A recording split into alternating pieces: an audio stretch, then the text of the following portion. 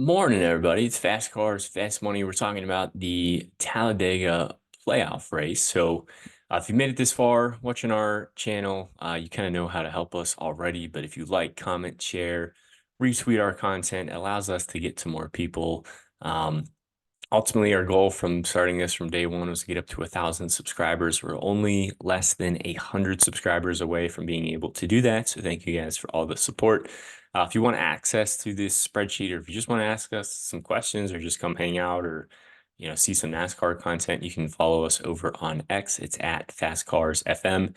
And finally, hey, if you had a good day, you just want to say thanks, there's a link there in the support tab for either a PayPal or Venmo. So getting to the race preview and initial thoughts, it's a super speedway race, so we have done these types of videos before. A lot of the stuff that we're going to talk about isn't drastically different, but more or less we are stacking the back. And when we say stack the back, what does that mean? It really means, well, with this style of racing and a pack and how close all these cars are together and the increased probability and chances of all these teams getting involved in an accident, you want to, for the most part, get drivers into your line that start in the second half of the field. So usually we're looking at drivers that are starting 20th on back are usually the plays more often than not that are usually hitting that optimal lineup. Now, yes, we do every year. We'll get to the super speedway races, and there's always, one, sometimes two super speedway races that don't see a lot of cautions that are relatively a green race. And sometimes we see some drivers up front making it their way through and getting into that optimal lineup. So really it's a lot of luck, but you can, I think, increase your chances of hitting the cash line by taking more of this place differential upside type of mentality. The other thing to be aware of is ownership. So, when you look at the starting grid, there's going to be some drivers that look like really chalky plays. We know a lot of players are going to go play them. What are some other guys who start right next to or very close to that chalky driver that aren't getting the same level of attention, that maybe don't have as good of equipment, or maybe aren't as, more of a name recognized driver?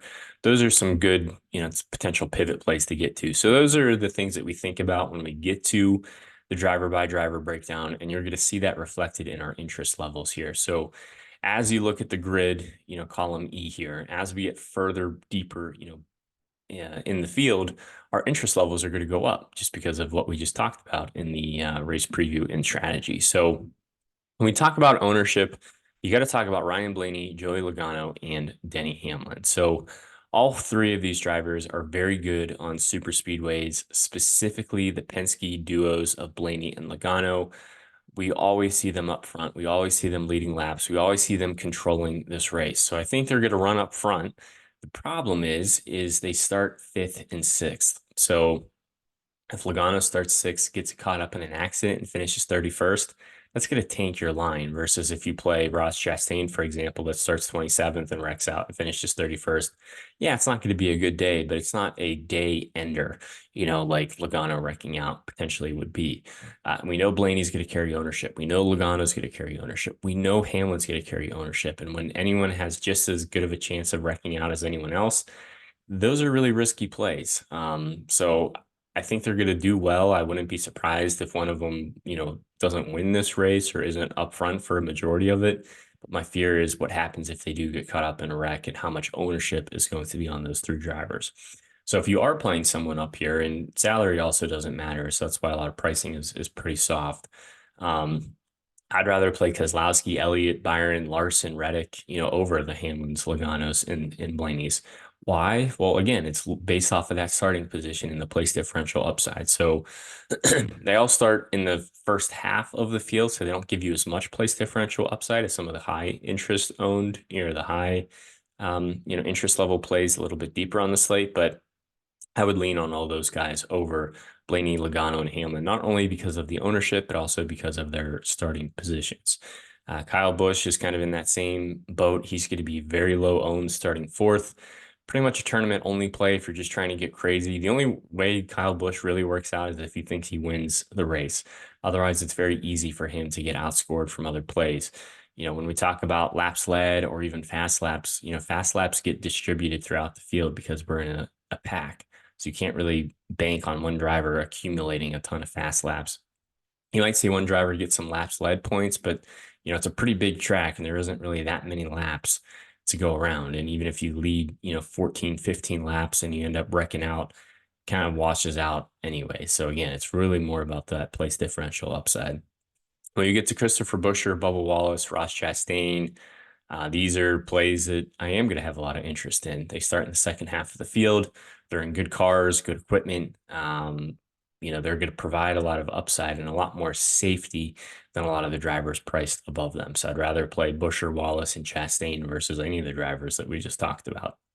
Austin Cindric, I think, will be another guy that you compare with Blaney and Logano. Won't see the same level of ownership, but should be running well during the race, and he'll be up there. The problem is he starts second, so there isn't a lot of upside there.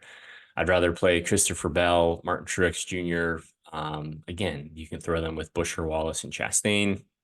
They give you some place differential upside. Michael McDowell, this team has been a rocket ship on the super speedways in terms of qualifying. So another driver that'll probably be up front, helping control this race, leading one of the lines, but starting first, there's pretty much no upside there. He can only lose you positions and lose you points, and that is very scary when we get to these super speedway style tracks.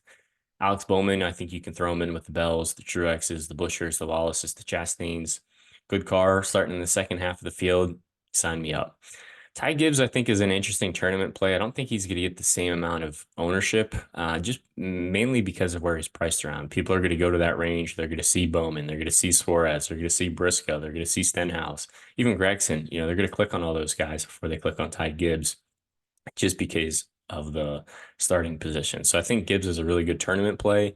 Again, he's going to carry more risk and doesn't have the same upside as all these other guys that we just talked about. But again, his ownership should be a lot less. So if you're trying to get, some leverage on the field, what are some low owned plays you could potentially get in your lines? I think Ty Gibbs makes a lot of sense from that perspective. Suarez, Briscoe, and Stenhouse are all going to be very chalky plays.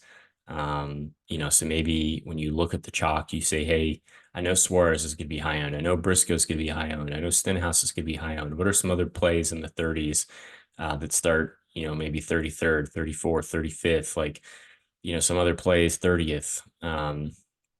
What are some other drivers I could potentially pivot to that have pretty much the same upside, if not more, but it won't see the same amount of ownership? Noah Gregson's 22nd. I have him as medium. I think you could probably categorize him as high if you wanted to. I just, I'd rather rely on some of the other, plays, but I don't mind Gregson. Austin Dillon starts 7th. That's a little bit too far forward. Justin Haley might be high owned. He starts 35th. Yeah, he's in a, relatively a new car for him. But these cars are more or less spec race cars, so I'm not too concerned about that. Todd Gilliland, I think, might have a good NASCAR day, but DFS wise, I don't think it's going to work out for him starting 3rd.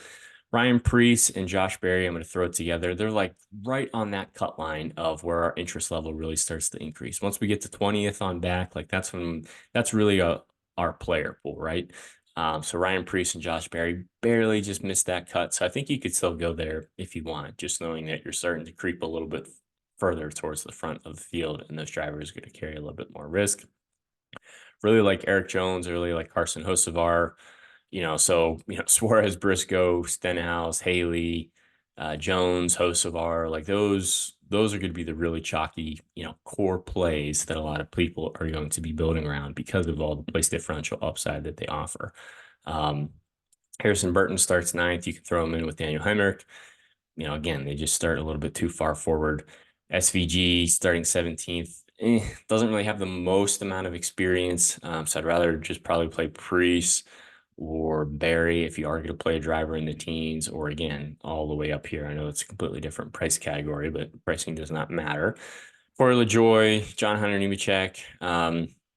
These plays I think are fine. I don't think they have the same amount of upside as some of the other plays, but the nice thing is they're going to see way less ownership. So I'd rather, if you're trying to play ownership or get into tournaments, and we know how high owned, Ricky Stenhouse Jr. is going to be, or Chase Briscoe or Daniel Suarez, what's preventing you to pivot from to Corey LaJoy or John Hunter Nemechek or Zane Smith or Anthony Alfredo, even Cody Ware, BJ McLeod, JJ Haley? Like, you know, if we anticipate it to be a wreck fest or in cautions, as long as these plays down here are finishing, they're going to see less ownership and they have just as much, if not more, upside than those chunky plays. So really, anyone 20th on back, I think, is in the player pool.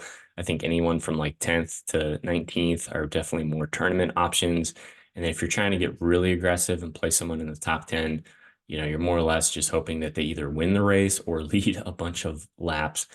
So most of my lines today, I am avoiding the top 10, really focusing on my core plays from 20th on back, trying to find some lower owned, pivot plays, sprinkling in some chalk. So there's no right or wrong way, to do this. There's a lot of luck that's definitely involved with super speedway racing, but that's the way that I'm attacking the slate today. So hopefully that's helpful. Thank you guys as always for tuning in. I'm excited to watch the race and hopefully, root for some wrecks and pray, cross our fingers, put your lucky socks on and hope that our drivers make it through.